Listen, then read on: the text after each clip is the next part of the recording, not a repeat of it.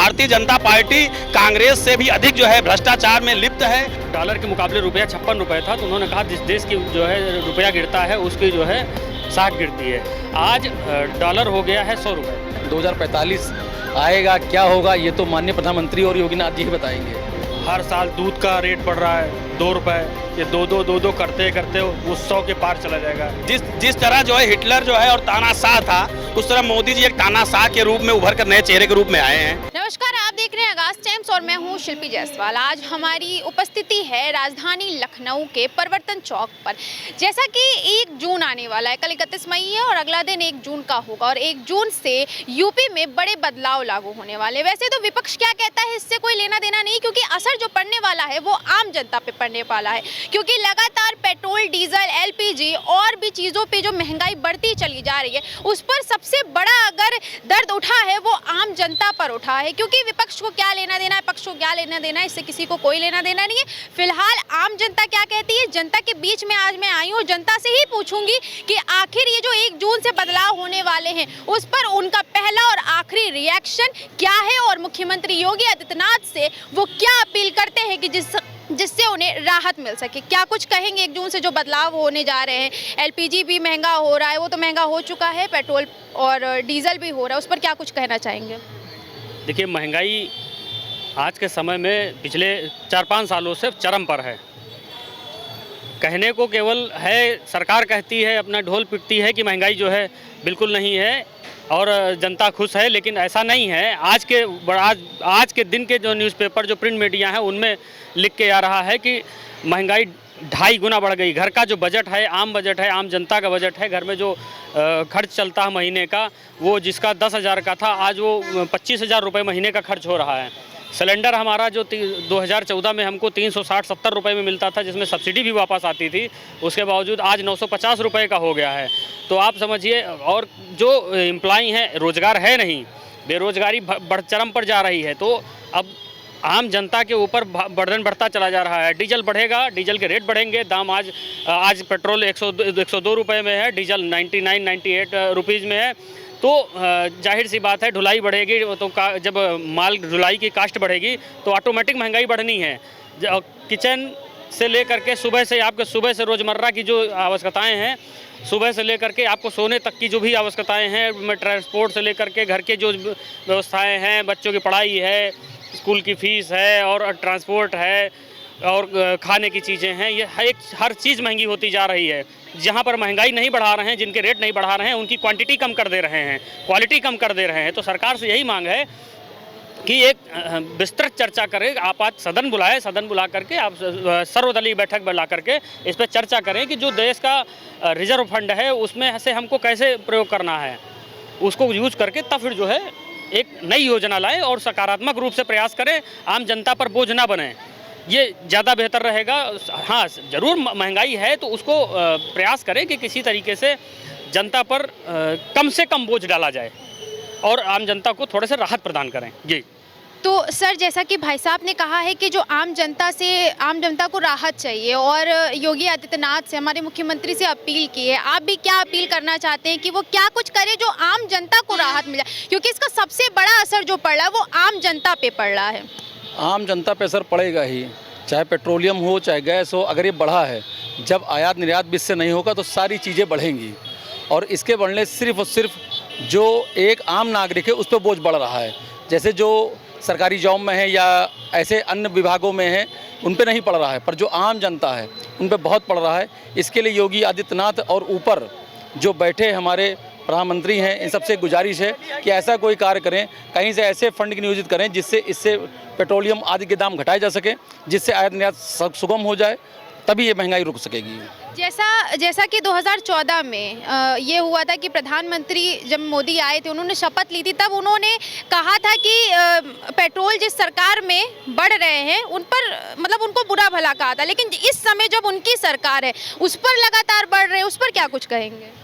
उसमें उस समय उन्होंने कहा था कि जिस डॉलर का 56 रुपये था, उस समय उन्होंने कहा था कि ये डॉलर के मुकाबले रुपया 56 रुपये था, तो उन्होंने कहा जिस देश की जो है रुपया गिरता है उसकी जो है साख गिरती है। आज डॉलर हो गया है 100 रुपये में, 100 रुपये के बराबर हो गया है। तो महंगाई तो ऑटोमेटिक बढ़ रही है ना।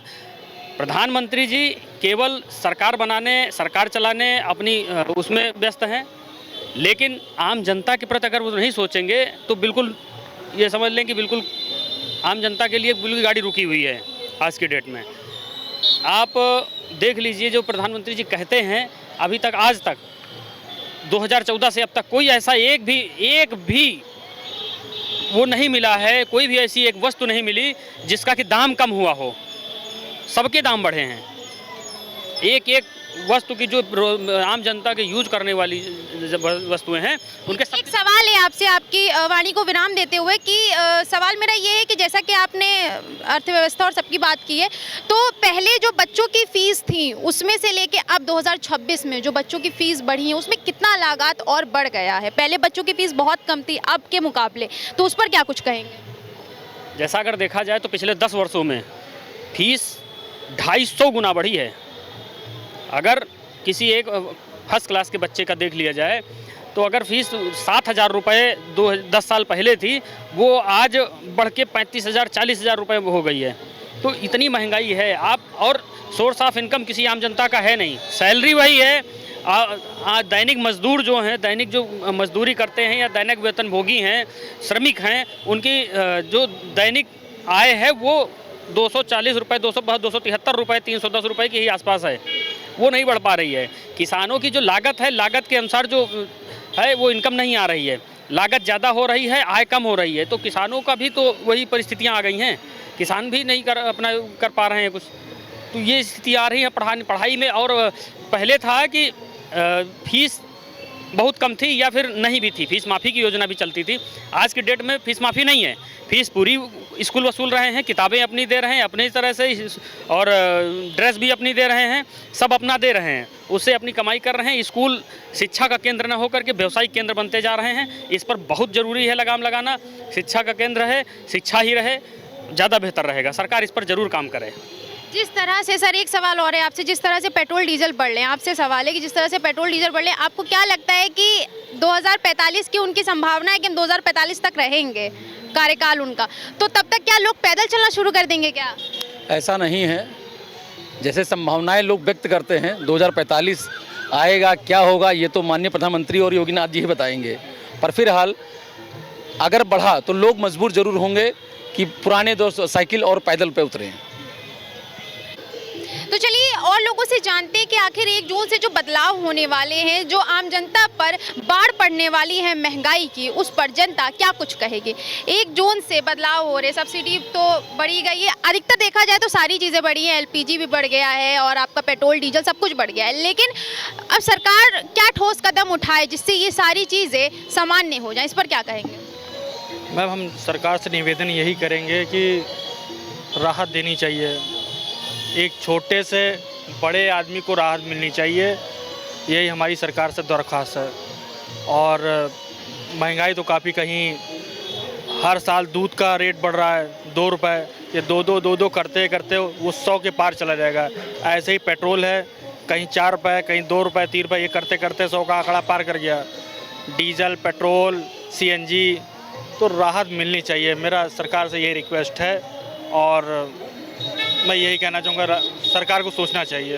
जैसे 2014 में जब प्रधानमंत्री मोदी की सरकार आई थी, तब से लेके अभी तक आपको कितना डेवलपमेंट दिखा? मतलब क्या चीज़ें सामान्य रही है या स्तर उनका ऊपर गया है या और नीचे होता गया अदर पार्टियों से? क्योंकि सपा भी कार्यकाल में रही है, बसपा भी रही है, सारी पार्टी रही है, उनके अगेंस्ट अगर देखा जाए तो ये जो बीजेपी है, बीजेपी का कार्यकाल कितना सही रहा है महंगाई के तौर पर?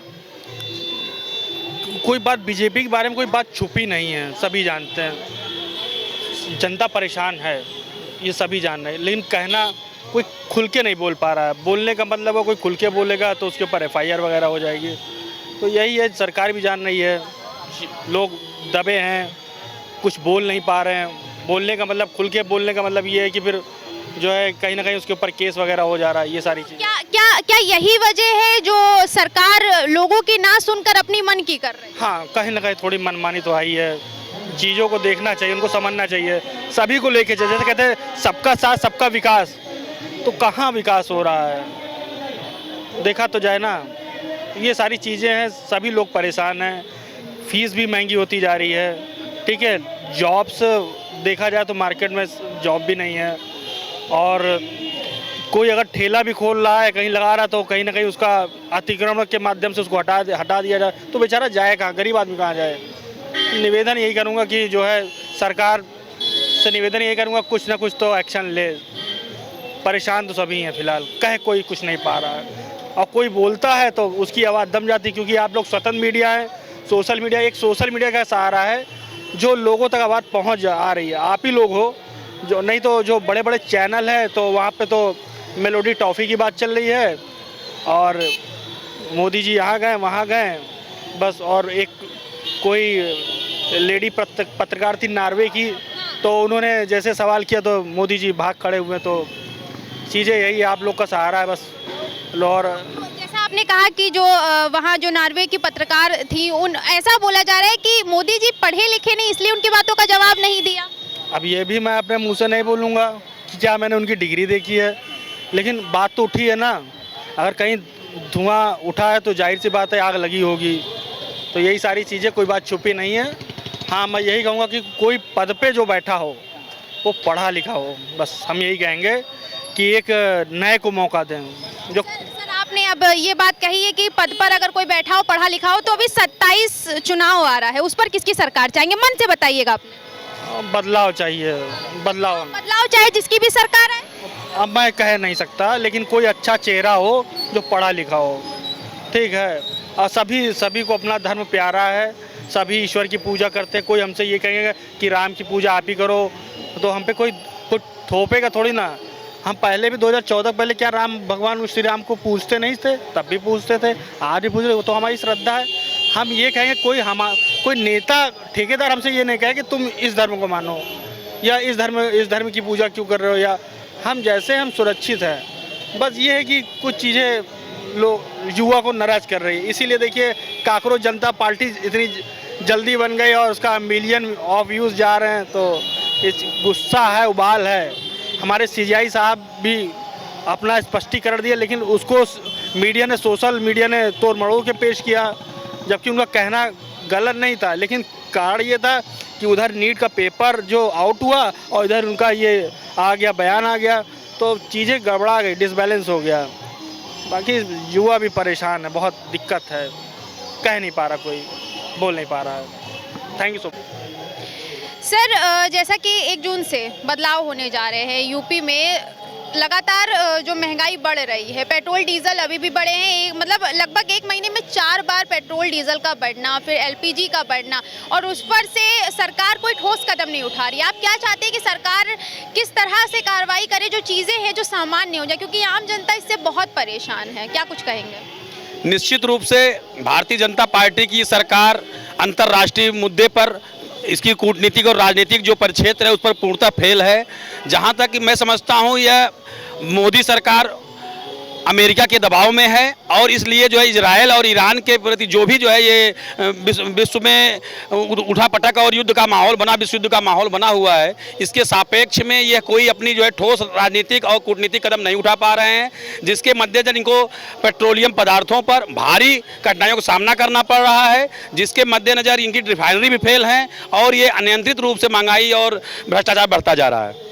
और जैसे 2014 में जब प्रधानमंत्री मोदी की सरकार आई थी, तब उन्होंने तो बड़े बड़े दावे किए थे कि पेट्रोल डीजल बहुत कम रहेगा, और 2026 आ गया, तब से लेके अब तक के महंगाई की जो मार है वो जेब पर किस तरह से पड़ रही है आम जनता पर? इस महंगाई की मार से एक तरफ आम जनता एकदम त्राही मची हुई है। जहां तक रही 2014 के पहले हमारी यूपीए सरकार थी, कांग्रेस की सरकार थी, मनमोहन सिंह जी प्रधानमंत्री हुआ करते थे, यही भारतीय जनता पार्टी सिलेंडर, थाली, लोटा लेकर चौराहों पर यह प्रदर्शन किया करती थी कि जो सरकार निकम्मी है वह सरकार बदलनी है। उसी मुद्दे पर यह निश्चित रूप से भारतीय जनता पार्टी कांग्रेस से भी अधिक जो है भ्रष्टाचार में लिप्त है और निकम्मी और कहते हैं भ्रष्टाचार के द्योतक है, और इसकी जो राजनीतिक और जो लोकतांत्रिक जो है मुद्दे हैं उससे भटक चुकी है, और ये महंगाई पर इसका कोई नियंत्रण नहीं है।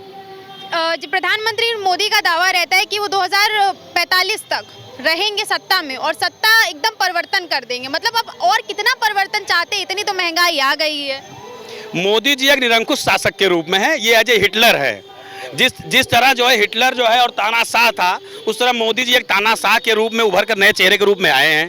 यही मोदी जी जब अडवाणी जी जो है भारतीय जनता पार्टी का नेतृत्व किया करते थे, गुजरात के मुख्यमंत्री हुआ करते थे, जिनका वक्तव्य था कि जो वृद्ध हो चुके हैं, जिनकी अवस्था 70 वर्ष तक हो चुकी है, वह जो है सत्ता में रहने योग्य और देश की भावनाओं के प्रति निर्णय लेने में असमर्थ होते हैं, अक्षम होते हैं। और जब स्वयं पर बात आती है तो ये जितने भी उम्र की बाधाएं हैं, जितनी भी राजनीतिक बाधाएं हैं, जितनी भी सामाजिक बाधाएं हैं, जितनी भी जो है महंगाई के मुद्दे हैं, इससे भटक कर निजी स्वार्थ में ओतप्रोत होकर ये कार्य करते हैं। ये कहते हैं कि मैं बैरागी हूँ, मैं एक जो है योगी हूँ, लेकिन निश्चित रूप से योगी नहीं, ये ढोंगी हैं, मदारी हैं और जादूगर हैं। 2027 में किसकी सरकार फिर से चाहते हैं, क्योंकि सबका कहना है कि अब जो सरकार चाहिए वो पढ़ी लिखी सरकार चाहिए। निश्चित रूप से यहाँ पर जो मोदी या भारतीय जनता पार्टी का एक प्लस पॉइंट है, ये जो विपक्ष है, विपक्ष भी अपने मूल तत्व से, मूल जो है उद्देश्य से विमुख है। विपक्ष जो एजेंडा होना चाहिए, राष्ट्रीयता एजेंडा होना चाहिए, बेरोजगारी एजेंडा होना चाहिए, युवा के प्रति जो है सदाचार एजेंडा होना चाहिए, लेकिन विपक्ष भी मुस्लिम तुष्टिकरण की राजनीति किया करता है, जिससे जो है आम जनमानस भ्रमित रहता है कि मैं कहाँ जाऊँ। उसी का लाभ लेकर हिंदुत्व के कार्ड पर भारतीय जनता पार्टी लगातार सरकार बना रही है। अगर विपक्ष इस मुद्दे पर नहीं आती है कि हम एक कहते हैं किसी जाति धर्म के तुष्टीकरण के विपरीत जाकर निश्चित रूप से किसी व्यक्ति विशेष पर जो है आहत न करके एक राष्ट्रीयता के मुद्दे पर, एक रोजगार के मुद्दे पर, एक युवा के प्रोत्साहन के मुद्दे पर, भूखमरी के मुद्दे पर अगर हम बात करें, निश्चित रूप से जो कहते हैं कि कांग्रेस सरकार बननी चाहिए और कांग्रेस ही एक विकल्प है जनता के पास। तो देखा आपने जिस तरह से जनता ने अपने मन की बात की है, क्योंकि हम जनता के बीच में आए थे और जनता से जानना चाहते थे कि आखिर वो महंगाई की जो मार है उस पर क्या कुछ कहना चाहिए। जनता ने अपनी अपनी राय रखी है। वो प्रधानमंत्री मोदी और माननीय मुख्यमंत्री योगी आदित्यनाथ से बस यही अपील कर रहे हैं कि वो जनता को राहत दे दे। अब बस बंद करे ये महंगाई की मार, अब जनता की जेब पे जो असर पड़ा है उसको बंद कर दे। कैमरामैन अमित के साथ मैं शिल्पी जायसवाल, लखनऊ।